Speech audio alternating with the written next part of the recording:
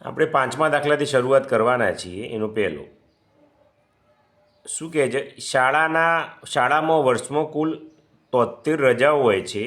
રજાઓ સિવાયના દિવસોનો અને કુલ દિવસોનો ગુણોત્તર શોધો. તો વિદ્યાર્થી મિત્રો, રજાઓ કેટલી છે? 73. અહીં લખીએ, જે આપ્યું છે એ લખી દઈએ. શોધવાનું શું છે? રજાઓ સિવાયના દિવસો. તો રજાના સિવાયના દિવસો ભાગ્યા કુલ દિવસો નો ગુણોત્તર. હવે આપણને એટલી ખબર છે કે કુલ દિવસો કેટલા હોય? 365 હોય. હવે રજા સિવાયના દિવસો તો 365માંથી 73 બાદ કરવા પડે. આપણે મોબાઈલમાં કરી દઈએ છીએ વિદ્યાર્થી મિત્રો. તો 365 ઓછા 73, 292 આવ્યા. તો તમારા મનમાં થાય, સાહેબ આવા છેદ તો કઈ રીતે ઉડે? તો ઉડે વિદ્યાર્થી મિત્રો. આ 365 છે ને 73 પંચો 365 થાય, અને 73 ચોક 292. 73 ઉડી ગયું, ઉપર શું વધ્યા? 4, નીચે 5, તો 4/5 આવે વિદ્યાર્થી મિત્રો. ઓકે, ચલો બીજું જોઈ લઈએ.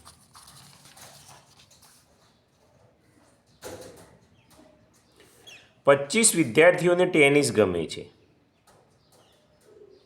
તો ટેનિસ કેટલા વિદ્યાર્થીઓને ગમે? 25 વિદ્યાર્થી. જ્યારે 20 વિદ્યાર્થીઓને ક્રિકેટ ગમે છે. ક્રિકેટ કેટલાને ગમે છે? 20 વિદ્યાર્થી. તો બંને રમતો ગમે છે તેવા વિદ્યાર્થીઓનો ગુણોત્તર શોધો. અહીં વિદ્યાર્થી મિત્રો આવું ન પૂછવું જોઈએ. બંને રમતો ગમે છે તેવા વિદ્યાર્થીઓનો ગુણોત્તર. તો ટેનિસ અને ક્રિકેટ એવું સ્પષ્ટ લખવું પડે. ટેનિસ કેટલાને ગમે છે? 25. ક્રિકેટ 20. તો 5 ચોક 20, સોરી 5 25, 5 ચોક 20, 5 ગયા, ઉપર 5 વધ્યા, નીચે 4 વધ્યા, તો 5/4 જવાબ આવશે વિદ્યાર્થી. ઓકે, ચલો ત્રીજો જોઈએ. શું કહે છે? અનિતાબેનનો વાર્ષિક પગાર 60,000 છે. આ આવકમાંથી તેમનો ખર્ચ 48,000 છે. તો તેમની બચત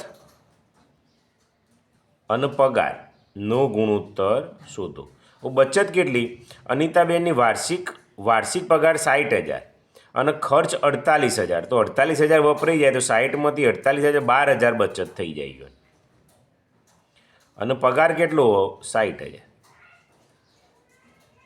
1 2 3, 1 2 3, 12 એકા 12, 60 વધ્યા એટલે 12 પંચો 60, 12 ગયા, ઉપર કેટલા વધ્યા? 1, નીચે કેટલા વધ્યા? 5, તો 1/5 જવાબ આવે વિદ્યાર્થી મિત્રો. ઓકે, ચલો ચોથો જોઈએ.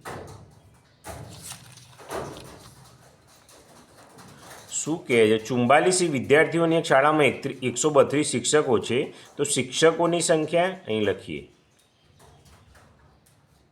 શિક્ષકોની સંખ્યા અને વિદ્યાર્થીઓની સંખ્યા નો ગુણોત્તર શોધો. તો શિક્ષકોની સંખ્યા કેટલી છે? 132, અને વિદ્યાર્થીઓ 4,400. સાહેબ આવા છેદ કઈ રીતે ઉડાડવા? તો ના આવડે. સાચી વાત, ના આવડે. તો આપણે ટ્રાય કરીએ. પહેલાં 2 લઈએ. 2 લઈએ એટલે 2 છંગ 12. 13માંથી 12 જાય એટલે 1 અને 2 એટલે 2 છંગ 66 દુ આવે. અહીં કરીએ 44 એટલે 22 દુ 44.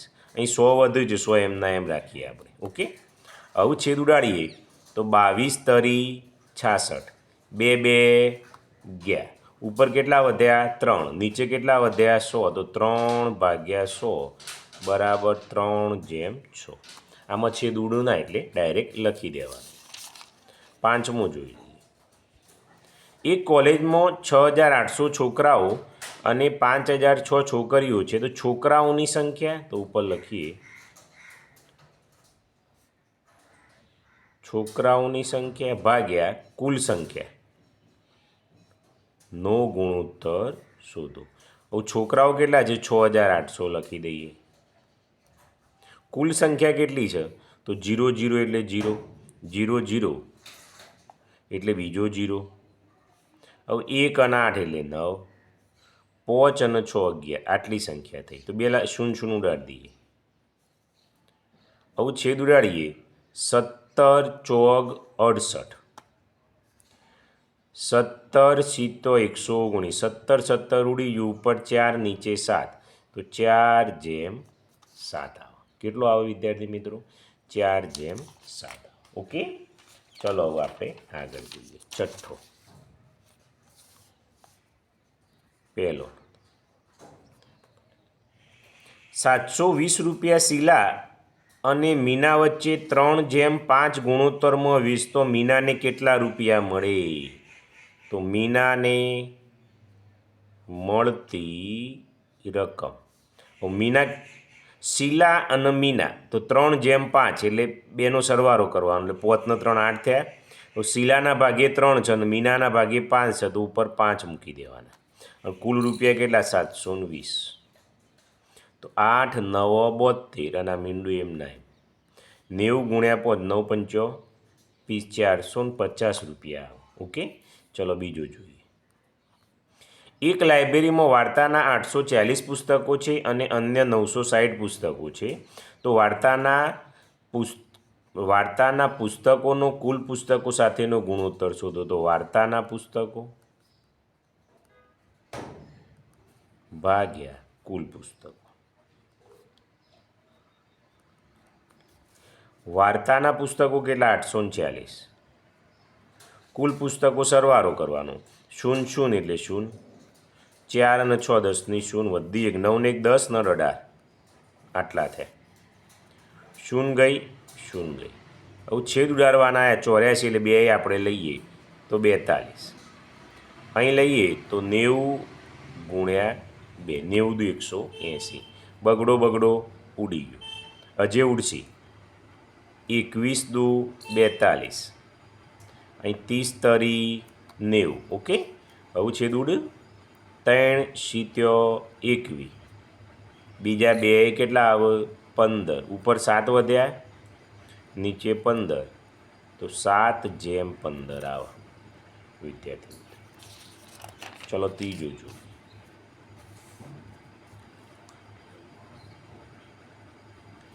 એક મહાયજ્ઞમાં પ્રસાદી માટે કુલ 15,200 લાડુ બનાવવામાં આવ્યા. આ લાડુના 3/5 પ્રમાણમાં ભાગ પાડતો કેટલા લાડુ બંને ભાગમાં આવે? તો પ્રથમ ભાગમાં ગણી દઈએ. પ્રથમ ભાગમાં કેટલા છે? 3, અને ટોટલ 5 ને 3 8, અને બીજા કેટલા લાડુ છે? 15,200. હવે વિદ્યાર્થી મિત્રો 15,200 ભાગ્યા 8 કરીએ. તો 15,200 ભાગ્યા 8, 1,900.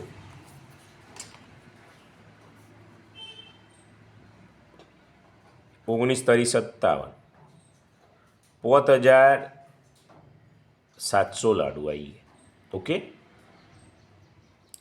તો બીજા ભાગમાં કેટલા હોય? તો 15,200 માંથી 5,700 બાદ કરી દો. 5,700 બાદ કરશો એટલે 9,500 લાડુ આવે. 15,200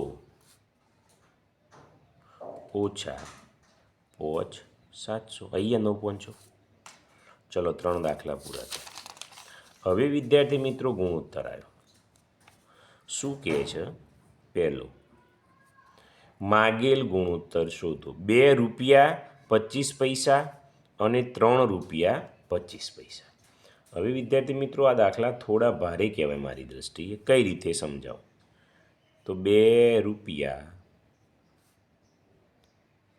25 પૈસા ભાગ્યા 3 રૂપિયા 25 પૈસા. હવે વિદ્યાર્થી મિત્રો અહીં તમે જુઓ તો શું થાય? એ રૂપિયા અને પૈસા છે એટલે અલગ પડે.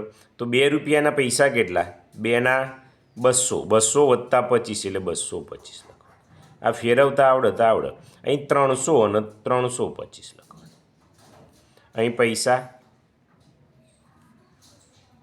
અહીં પણ પૈસા ઉડી ગયા. હવે શું આવશે? 25 9 225 થાય. ઓકે, અને 325 લઈએ 325 ભાગ્યા 25 તો 13. તો 25 ગુણ્યા 13, 25 ઉડી ગયા. શું વધ્યું? 9 ભાગ્યા 13. તો જવાબ આવશે 9/13. ઓકે, ચલો બીજું જોઈએ. 1 મીટર 65 સેન્ટીમીટર. તો 1 મીટર અને 65 સેમી ભાગ્યા 2 મીટર 75 સેમી. હવે 1 મીટર એટલે 100 અને 65 એટલે 165 સેન્ટીમીટર. 2 મીટર એટલે 1 મીટર એટલે 2 મીટર 200 275. 65 છે એટલે 5 લઈએ કેટલું થાય છે? તો 5 કેટલા? 15 એ 1 15 15. અહીં 5 લઈએ. 5 25 26 27 એટલે 2 5 25. 5 ગયા. 11 તરી 33, 11 પંચો 55. ઉપર 3 વધ્યા, નીચે 5 વધ્યા, તો 3/5. કેટલા આવું? 3/5. ચલો 2 પૂરા થયા. આગળ લઈએ, ત્રીજો લઈએ. 1 કિલોગ્રામ 750 ગ્રામ. 1 કિલોગ્રામ 750 ગ્રામ ભાગ્યા 2 કિલોગ્રામ 250 ગ્રામ. હવે 1 કિલોગ્રામ એટલે 1000 અને 750 એટલે 1750 ગ્રામ થયા. ગ્રામમાં ફેરવ્યા. અહીં 2000 અને 2250 ગ્રામ થયા. તો ગ્રામ તો ઉડી ગયા, મીંડું ઉડી ગયું. હવે 25 સીતો 175 અને 25 9 225. 25 ઉડી ગયું. તો ઉપર શું વધ્યા? 7, નીચે 9. 7/9 આવી ગયા. ઓકે, ચલો ચોથો જોઈએ. 1 કિલોમીટર 500 મીટર. 1 કિલોમીટર 500 મીટર ભાગ્યા 2 કિલોમીટર 250 મીટર. 1 કિલોમીટર એટલે 1000 અને 1500 મીટર. 2 એટલે 2250 મીટર. ઓકે, મીટર ઉડી ગયું. 0 જતી રહી. 25 6 150. 25 9 225. 25 ઉડી ગયું. 3 2 6, 3 તરી 9, 3 ઉડી ગયું. ઉપર 2, નીચે 3. તો 2/3 આવ્યા. ઓકે, ચલો 4 પૂરા થયા. 5મો લઈએ. 1 લીટર 200 મિલી. 1 લીટર 200 મિલી ભાગ્યા 1 લીટર 800 મિલી. હવે 1 લીટર એટલે 1000 અને 200 એટલે 1200 મિલી. 1 લીટર એટલે 1000 અને 800 તો 1800 મિલી. હવે વિદ્યાર્થી મિત્રો જુઓ તો મિલી તો ઉડી ગયું. 1 0 2, 1 2, 6 2 12, 6 તરી 18, 6 6 ગયા. ઉપર કેટલા વધ્યા? 2, નીચે કેટલા વધ્યા? 3. તો 2/3 આવી ગયું. ઓકે, એ વિદ્યાર્થી મિત્રો તમારો સ્વાધ્યાય છે પૂરો થયો.